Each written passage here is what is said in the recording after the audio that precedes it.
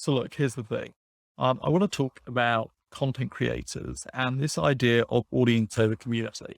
Now, if you spent any time with me on Clubhouse last year, you're going to know that this is one of the big topics that I keep talking about. And it's the reason why a smaller creator with maybe 100,000 subscribers on YouTube or similar on another platform can actually be making more money and have a much stronger long-term career than someone with 1, 2 million subscribers. And there's a few reasons for this. The first one that we're going to cover is the monetization aspect. And then the second one is going to be talking about the longevity and the overall success of a creator's career.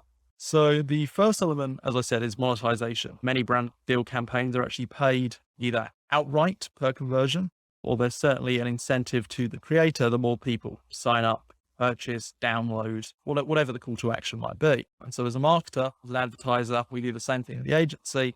The core metric that we're often looking at is, have we made our clients money? And so if a creator has a big audience and they look like a great candidate, sure, they're likely to get that first brand deal. But if the actual conversion rate from their campaign was very, very low, they're unlikely to be invited back to do more work because it's proven to be an investment that isn't worthwhile.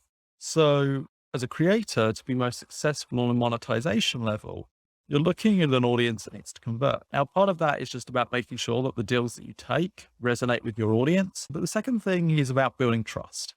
So the reason that influencers are incredibly valuable in marketing isn't so much about their audience. It's not about their publishing platform. It's about the trust that they have. That's what separates it from TV or paid media buying. Is not only are you buying access to that person's audience, but you're also buying their endorsement or certainly their likeness in association with your brand. Now, if you have a very large community, or should I say a very large audience, I'll get onto this in a minute, then you're going to have a very large amount of reach. But the question is how engaged are those people? And this is one big issue that I see quite often with TikTok content creators, as well as other people that make very viral content. They have very good reach, but very low brand recall. Not many people actually know who these influencers are. So for example, even if you have 2-3 million followers on TikTok, you need to ask yourself, if we went through and asked all 3 million people who their number one TikTok influencer or content creator is, how many people are actually going to say your name? They know you, but how well are they engaged with the content that you're producing? How well do they really connect with your brand? And equally, do they identify with other members of your audience? Is there a community feel? And this is where community becomes incredibly valuable. If you're able to take that audience and create community, now that can be through silly things like coming up with a name for your community, but actually it's deeper than that. It's about understanding that as a creator of any size, not only are you a publisher, but you are also a public figure. And there's a necessity to interact with your audience, with your community, to spark some sense of collaboration, some sense of trust. And if the community trusts you, then your brand deals are going to be more successful. And that's why it's critical on a monetization standpoint. From a longevity standpoint, this stands true as well. Big issue that we see with TikTok is the whim of the algorithm controls how many views you get. And even very established creators have periods where they have a smaller number of views. And one of the big solutions to this is don't limit yourself to one platform. Don't allow one platform to monopolize your audience. So if you're on TikTok, build your following on Instagram, or if you're on Twitch, build an audience on YouTube. And the reason that this is so important is because it diversifies your portfolio. Not only does it decrease the risk overall of something going wrong and destroying the audience that you built, but actually it's another asset altogether. It's another channel of communication that you can use to share your content and build a wider audience. Now, if people only see you once or twice in your For You page on TikTok, or perhaps you come up in their suggested once or twice on YouTube, what are the chances that they're going to then pick up their phone and go and follow you on Instagram, even if there's a really good call to action? It's actually relatively low. But if you have a community that sees value in what you're providing and recognizes that you are not just a source of entertainment, let's say, that they could get from 99 other places, instead you have a unique insight, or you have a unique angle, or you're producing something that is better or different than everyone else. And this is where I think like community discords, Patreons and a lot of things in this space are incredibly powerful tools.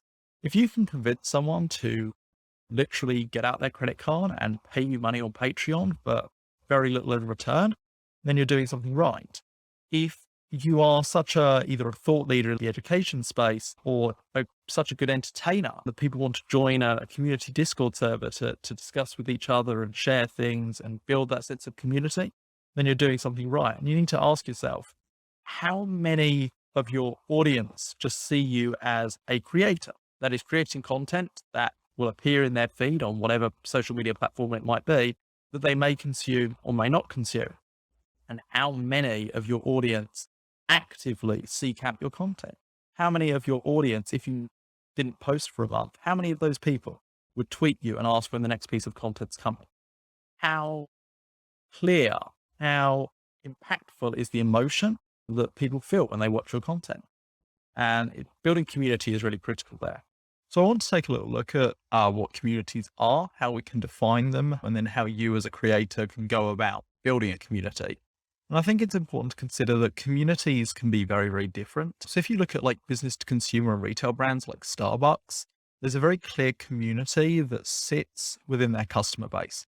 So if you look at like every Starbucks customer as being part of their audience, and then the people that are really engaged are then members of that community. So you don't have to have everyone in your audience be part of that community, and you can still monetize and be incredibly successful with your audience, but the community is going to allow you to take that to the next level. If we transition that into content creation, then you've got people like Dream who have very, very strong audiences and communities behind them. Dream's audience is much bigger than his core community is, but right at like the core of that community, you have people that are very, very passionate about him and his work. And so it's a sliding scale. You can have people that are at the heart of the community, moving outwards towards the edge of the community, and then the people who just have a fleeting interest with your content. At the same time on Twitch, let's say, if you're live streaming, you're going to have that community of people that come back every time. And names that are recognized not only by you as a streamer, but also by other members of the audience. And that level of recognition is something that I really want to touch upon. So we've got to ask ourselves, right? What is community? So I think there's quite a few elements to this. The first one being there's got to be multiple channels. And what I mean by this is these are people that are engaging with you on multiple platforms. So this could be YouTube, it could be live streaming, or, it could be something like a Discord or maybe even a Substack. And the reason for this is because these are people that are not just enjoying your content in one format or another, but they're actually finding value in yourself or your vision or the way that you produce content, as well as the overall ideology that the community stands for. The second element I think is pretty important, and that's that communication has to be bi-directional. And this also plays into the idea of power dynamics. So what I mean by this is, as a creator, communication is often one way.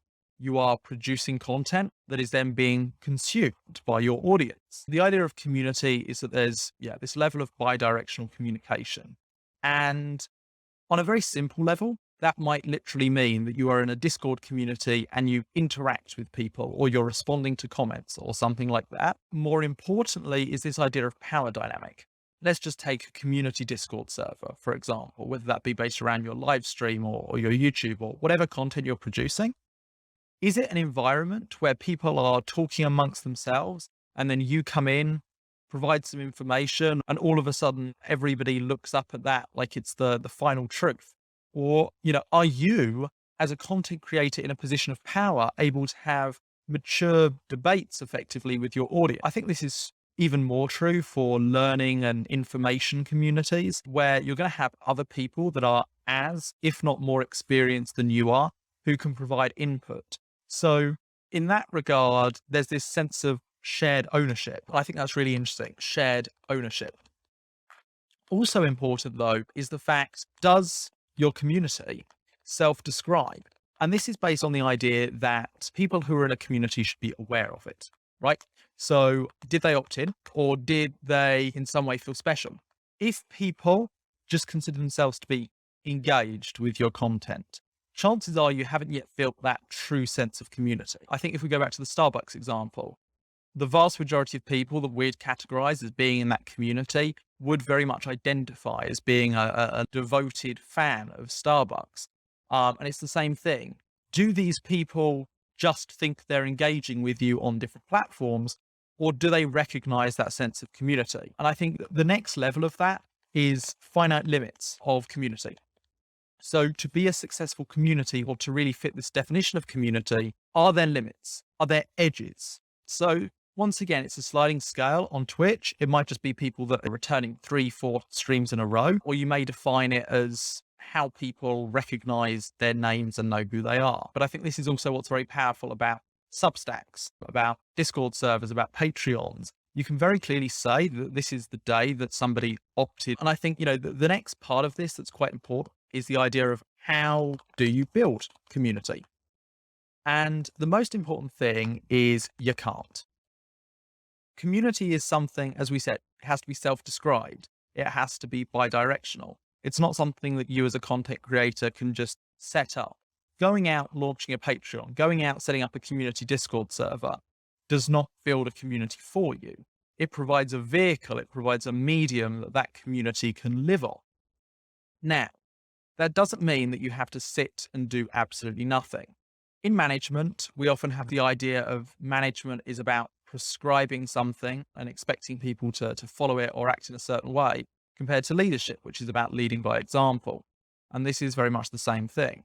So go ahead and create the medium for your community. That could be Discord, it could be Patreon, it could be a Substack, a newsletter, whatever's relevant for your niche. And then from there, what you're effectively going to want to do is set an example, provide information, right? Be accessible.